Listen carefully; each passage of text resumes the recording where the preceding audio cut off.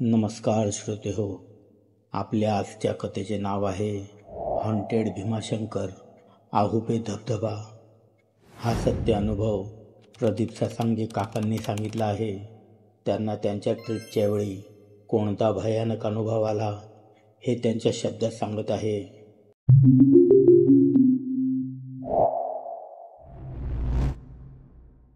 सन 1997 साली मी आणि माझ्या 6 मित्रांनी ट्रिपसाठी एक छोटंसं गाव निवडलं होतं. गावाचं नाव होतं आहुपे. हे गाव भीमाशंकर ज्योतिर्लिंग मंदिराच्या पुढे सिद्धगडाच्या उजव्या बाजूला आहे. गावापासून थोड्याच अंतरावर एक प्रसिद्ध आहुपे धबधबा आहे. पण त्या धबधब्याबद्दल गावकरी अनेक विचित्र आणि भयानक किस्से सांगत होते. पण आम्ही ते फारसं मनावर घेतलं नाही.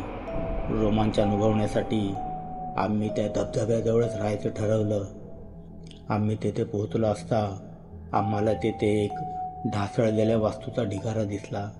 त्या डोंगराळ भागात त्या वास्तूचा नेस्तनाबूत झालेला ढिगारा पाहून आम्हाला जरा आश्चर्यच वाटलं, पण आम्ही त्याकडे दुर्लक्ष केलं.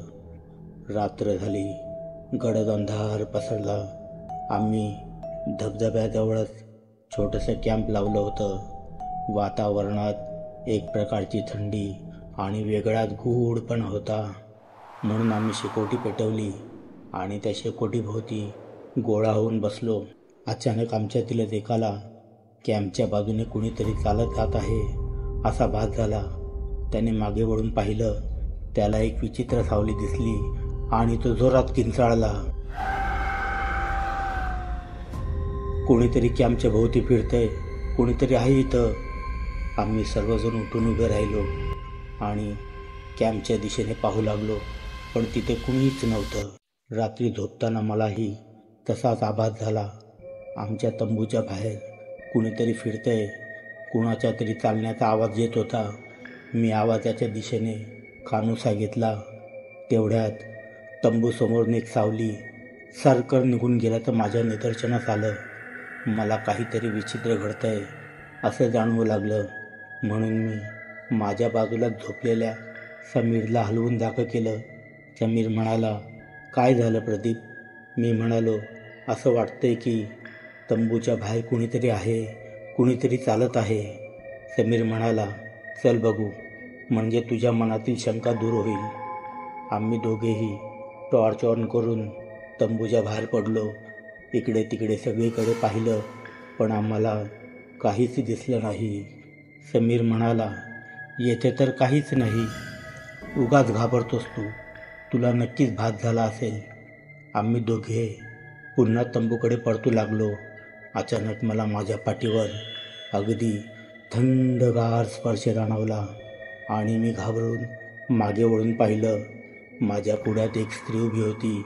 तिच्या चेहऱ्यावर प्रचंड संताप दिसत होता. ती मुळीच हालचाल करत नव्हती, फक्त माझ्याकडे एकटक बघत होती. मी आणि समीर घाबरून ओरडलो. त्यामुळे माझे मित्र जागे झाले. ते सर्व धावत तंबूतून बाहेर आले. त्यांनी आमच्या आजूबाजूला पाहिलं, पण त्यांच्यापैकी कुणालाही ती स्त्री दिसत नव्हती. मात्र तिचा आवाज सर्वांना ऐकू येत होता. ही जागा माझी आहे, तुम्ही इथून परत जा, नाहीतर तुमच्या सगळ्यांचा अंत होईल, असं ती म्हणत होती. आम्ही सगळे घाबरून पळत सुटलो आणि रात्रीतूनच गावात परत आलो. गावात आल्यावर एक गावकरी म्हणाला, त्या धबधब्याजवळ एक तरुणी पाण्यात बुडून मेली होती. ती जागा तिचीच आहे. तुम्हाला तिथे एक पडकी वास्तू दिसली असेल, ती सुद्धा त्यांचीच आहे. ती त्या जागेवर कुणालाही येऊ देत नाही. मी त्या गावकऱ्यास म्हणालो, ती तरुणी बुडून मेली म्हणजे तिला पोहता येत नव्हतं का? गावकरी म्हणाला, नाही, पोहता येत नाही, अशातला भाग नव्हता. गोष्ट जरा वेगळीच आहे, मी समजावून सांगतो तुम्हाला. गावकरी गोष्ट सांगू लागला. 25 वर्षांपूर्वीची गोष्ट आहे. आमच्याच गावात एक राजाराम नावाचा माणूस राहत होता. तो वन विभागात काम करत होता. त्याने जरा उशिराच लग्न केलं होतं. परंतु प्रसव पीडेने त्याची बायको वारली. त्याला मीनाक्षी नावाची मुलगी होती. रिटायर्ड झाल्यावर राजारामने मीनाक्षीला त्या धबधब्याच्या बाजूला एक सुंदरसं 5-6 खोल्यांचं गेस्ट हाऊस बांधून दिलं. गेस्ट हाऊस बऱ्यापैकी चालवत होतं, पण पावसाळ्यात मात्र खूपच कमी पर्यटक इकडे येतात, कारण आमच्याकडे खूपच जास्त प्रमाणात पाऊस पडतो. परंतु एकदा भर पावसात संध्याकाळी 5-6 पर्यटक त्यांच्या गेस्ट हाऊसवर आले होते. तेव्हा गेस्ट हाऊसवर मीनाक्षी आणि नोकर महम्मद दोघेच होते. महम्मद हा आमच्याच गावचा. राजाराम काही कामानिमित्त खेडला गेला होता. त्या पर्यटकांनी रूम बुक केली. रूममध्ये आपल्या बॅगेतून दारू काढून ते लोक दारू ढोसत बसले. ऑर्डरप्रमाणे महम्मदने त्यांना जेवण आणून दिले. खाऊन पिऊन झाल्यावर ते लोक खोलीच्या बाहेर आले. त्यांना दारूची धुंदी जरा जास्तच चढली होती. मीनाक्षीला एकटी पाहून त्यांची नियत फिरली. महम्मदला त्यांनी धमकावून हाकलून दिलं. ते लोक मीनाक्षीला पकडण्यासाठी धडपड करू लागले, परंतु मीनाक्षी त्यांच्या तावडीतून निसटली. ती धावत पळत गेस्ट हाऊसच्या बाहेर आली. ते सर्वजण तिचा पाठलाग करत होते. बाहेर मुसळधार पाऊस कोसळत होता. मीनाक्षी पळता पळता धबधब्याच्या पायथ्याशी आली आणि थांबली. धबधबा धो धो कोसळत होता. धबधब्याच्या नदीलाही पूर आला होता. त्या सर्वजणांनी तिला तिन्ही बाजूंनी घेरलं. आपली अब्रू वाचवण्याचा तिला कोणताही पर्याय दिसत नव्हता. शेवटी नाईलाजाने आपली अब्रू वाचवण्यासाठी तिने नदीत उडी घेतली. परंतु नदीला पूर आल्यामुळे तिला पोहायला जमलं नाही. एका भल्या मोठ्या खडकावर तिचं डोकं आपटलं आणि तिचा जीव गेला. हा सर्व प्रकार महम्मद एका झाडामागे लपून पाहत होता. गावात आल्यावर ही बातमी त्याने गावकऱ्यांना सांगितली. सर्व गावकऱ्यांचा लोंढा गेस्ट हाऊसच्या दिशेने गेला, परंतु त्या अधर्मी माणसांनी आम्ही यायच्या आधीच तेथून पोबारा केला होता. दुसऱ्या दिवशी राजाराम आल्यावर ही बातमी त्याला कळाली.